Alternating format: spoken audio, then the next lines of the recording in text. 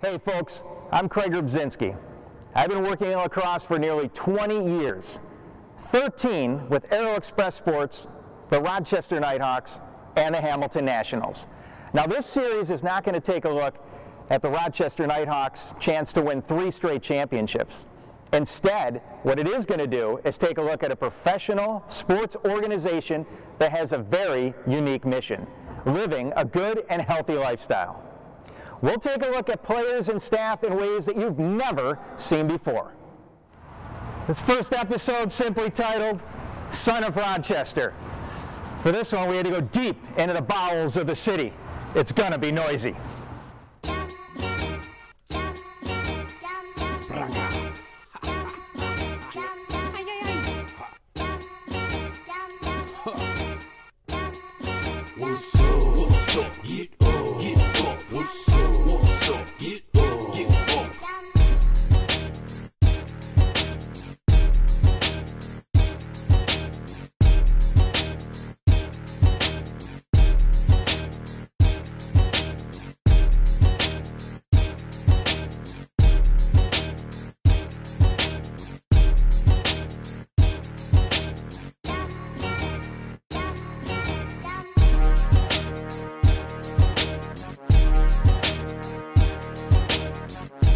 All right, let's take a drive. Yeah, I'm a fashion guy. I feel like I've always been into it, really, since I was like a little kid. Just trying to get stuff to match and get new stuff. Just to drag my mom to the store, make her buy me stuff. So definitely lucky in that sense. But born and raised, yeah. It's a great city. You know, it's I like it because it's a small town. It's affordable. You know, it's not like, you know, I went to school in Maryland, lived in D.C., and it's just, you know, big cities are so expensive. But I feel like, you know, being in Rochester, because it's so small, you know, it's just a great community. It's just, you know, I think it's a fun town. You know, it's a sports town, and I'm just excited to be here. That's all. My dad was born in Buffalo, grew up in Buffalo, and then my mom's from Vietnam. So my dad met my mom in the Vietnam War, and they came back here. Lived in Philadelphia. My dad went to medical school, and he got a job here. So that's why they relocated here. He's a retired physician, retired doctor, so he works at my mom's restaurant now, helping out, getting in her way. For middle school and high school, my parents bought a house here, so I can go to this high school. This is the house they bought. So my dad, this is all, you know, he was really into sports. You know, he wanted me to be the best player I could be, so I played basketball and lacrosse. And there was a backyard, obviously, but he cleared it, put concrete down, put a basketball hoop in the backyard, and it was a basketball court in the back there. And then you see the garage, there's no garage door. He turned that into a weight room. So I could, you know, work out, play lacrosse, and shoot hoops all the time. So this is a good home base, and it was perfect for, you know, practicing every day. The one thing my parents have done is they've given me every possible avenue and, you know, chance to succeed, and, you know, that's why I always say that, you know, my dad especially is my biggest hero in sports. You know, he's done so much for me. So I mean, this is just one example of, you know, something that he did to kind of, you know, give me those chances to succeed. So this is the high school. And then the other reason why they kind of liked that house, I could walk to school every day. It's, you know, less than a block away, so I used to walk to school every day with my stick and mess around, and this is just perfect. This is a great high school, great sports program, and definitely did a lot for me.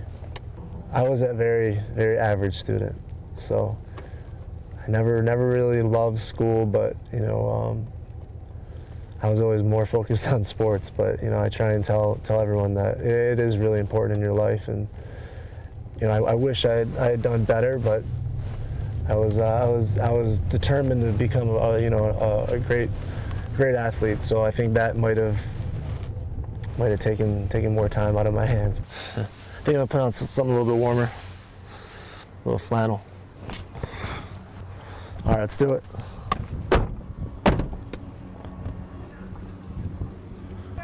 How you doing? Good to see you. Do you see your plaque hanging up? No. Go walk in, like the pool. I haven't been inside. Why don't you go in? I will. I'm gonna walk there. Let's go see the plaque. Let's go check it out.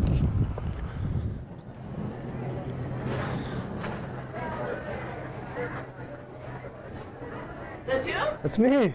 Oh. What's going on? How are you? Pretty good. So this is when I remember this. This is when I made Team USA and did a plaque for me. So that's cool.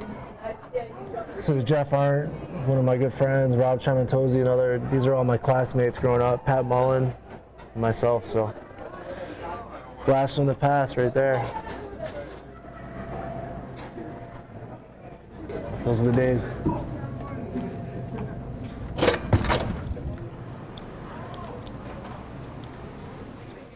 Like I said, they changed a lot after he left. So it used to be all grass, and it was a dust bowl. After the winter, it would just be all dirt in the middle of the field. And of course, after I leave, they put in field turf, nice field turf field. So.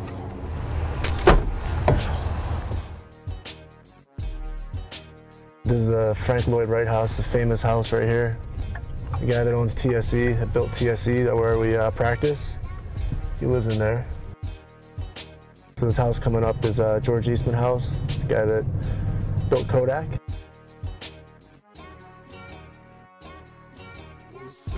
Going on air soon. In his 6th season in the NLL, in his 6th with the Nighthawks, Irondequoit, Maryland, Joe Walters. Joe, how are you, buddy? Doing pretty good. How about How's you? the hand? Now, you underwent surgery, right? Had surgery right now. I got the pins out, and What'd you do to that hand? I forget. it was during the semifinals during the summer, and I got slashed, a little late hit. Come on. Yeah, it was in the first half. I played the rest of the game, but Who slashed you? this remember who it guy was? Brian Spallina. No, you gonna run at him when you guys play him again? Yeah, I will. That's good honesty. Joe is labeled as a great player, great kid. Has done everything great and well since his days in Irondequoit, Maryland, and of course now here with the Rochester Nighthawks. You get down to Maryland much? You go down there and visit your old stomping grounds? You know, I haven't, just because we have games every weekend, and they play.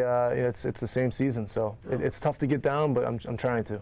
I'd like to see people in love and living the life and living the dream. And Joe Walters is, of course, and we've got the Nighthawks will kick off the December 28th is the opener. But Joe, always great seeing you. Good.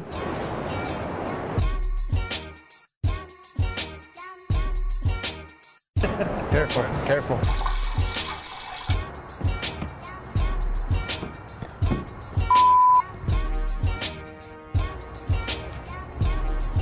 Don't put that on.